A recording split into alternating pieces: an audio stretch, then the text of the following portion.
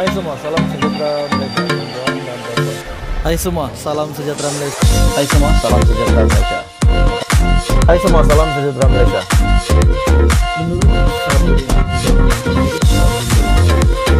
Hai semua, salam sejahtera Malaysia. Tuan-tuan dan puan-puan semua. Halo semua, salam sejahtera Malaysia. Selamat pagi tuan-tuan dan puan-puan. Satu isu hangat yang saya nak kongsi, satu ulasan menarik yang saya nak kongsi dengan Anda semua, di mana terdapat satu kabar angin yang menyatakan salah seorang pemimpin daripada parti warisan meletakkan jawatan, meninggalkan parti ataupun lompat parti. Adakah disebabkan undang-undang lompat parti, akta anti lompat parti belum dikuatkuasa di Sabah? Namun akhirnya pengakuan daripada adun warisan ini sangat mengejutkan. Benarkah memang ada salah seorang adun warisan telah meletakkan jawatan, yaitu adun dari Kunak. Adun Kunak letak jawatan. Akhirnya pendedahan ini daripada adun Kunak sendiri, dan ini pasti mengejutkan Presiden Parti Warisan. Menurut adun Kunak, saya tak pernah tanda tangan apa-apa SD. Oke, baik tuan-tuan dan semua, sebelum saya meneruskan, saya meminta jasa baik kamu untuk tekan butang like, share video ini, dan jangan lupa tekan butang subscribe. Ahli Dewan Undangan Negeri ataupun adun Kunak, Nur Azlina Arif, telah menafikan dakwaan bahwa beliau bakal meninggalkan parti warisan ataupun warisan dalam tempoh terdekat. Katanya dia tidak pernah menandatangani sebarang dokumen surat akuan bersumpah ataupun SD untuk bertukar parti seperti yang tular di sebuah portal.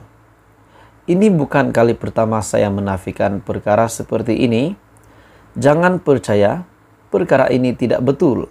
Saya menafikan tidak pernah menandatangani apa-apa SD bagi tujuan menukar sokongan kepada parti lain. Ini hanya sekadar mainan politik sekaligus sengaja untuk menimbulkan isu yang dilihat tidak masuk akal serta hanya mengelirukan rakyat, khususnya di peringkat akar umbi menurut kenyataannya pada Isnin. Nur Azlinah yang juga Ketua Wanita Warisan berkata, ketika ini beliau bersama semua adun warisan berada di belakang Presiden Datuk Seri Muhammad Shafie Apdal. Saya akan terus menghormati mandat serta kepercayaan yang telah diberikan kepadanya pada pilihan raya negeri ke-16 yang lalu. Kita akan terus memperjuangkan, menuntut hak rakyat Sabah yang terkandung dalam Perjanjian Malaysia 1963 ataupun lebih glamour didengar yaitu MA 63.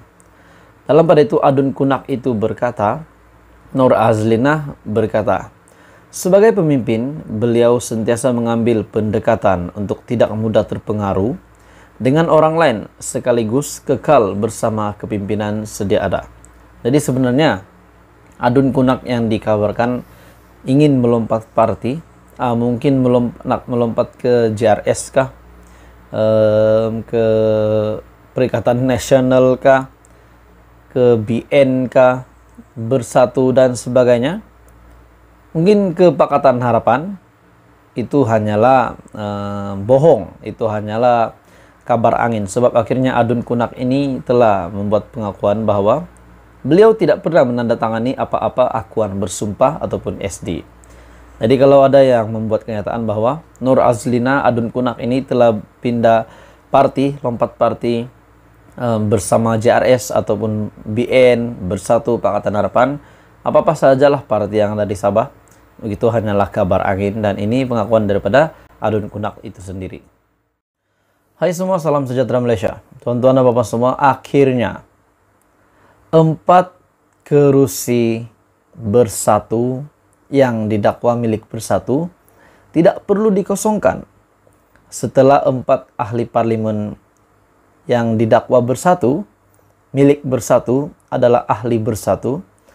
Setelah mereka menang parlimen, menang menjadi ahli parlimen sebagai ahli JRS, mereka tidak perlu mengosongkan kerusi. Setelah beberapa pergolakan yang berlaku di Sabah, pergolakan politik berlaku di Sabah, 4 MP Sabah tidak perlu kosongkan kerusi. 4 ahli parlimen daripada Gabungan Rakyat Sabah tidak perlu mengosongkan kerusi parlimen yang dimenangi pada pilihan raya umum ke-15. Dan perkara itu telah disahkan oleh ahli parlimen Sipitang, Datuk Mat Bali Musa, yang telah memaklumkan bahawa beliau menerima salinan surat daripada Speaker Dewan Rakyat, Datuk Johari Abdul menerusi email. Jadi sudah sah, sebab ini keputusan ini rasmi daripada Datuk Johari, yaitu Speaker Dewan Rakyat. Menurut ahli parlimen Sipitang tersebut, saya menerima salinan surat dari Speaker Dewan Rakyat yang dihantar kepada Datuk Seri Dr. Ronald Kiandi yang mengatakan dan memutuskan bahawa tidak berlaku kekosongan kerusi di bawah perkara 49E dalam kurungan 1 Perlembagaan Persekutuan.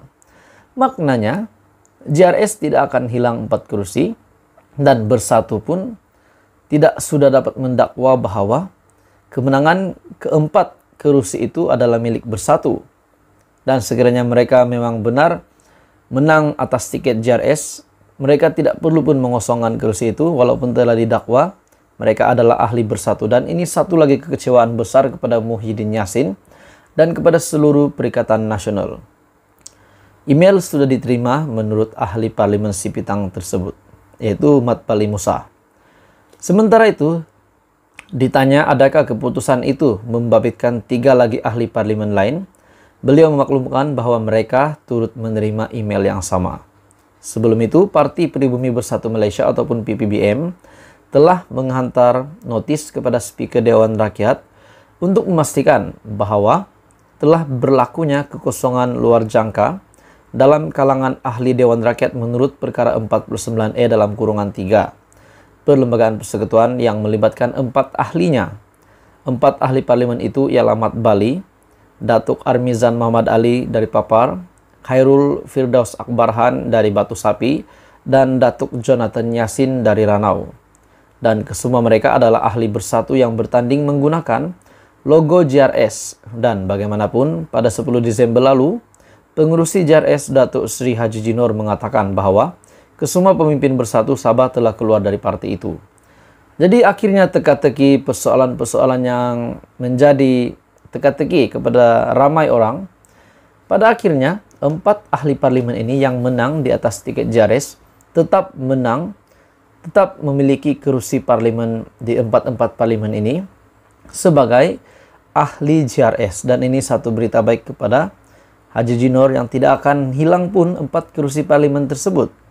Dan seperti yang kita tahu, Gabungan Rakyat Sabah adalah salah satu gabungan yang menyokong Kerajaan Perpaduan hari ini, menyokong Datuk Seri Anwar Ibrahim sebagai Perdana Menteri untuk memimpin dan mentadbir Kerajaan Perpaduan hari ini.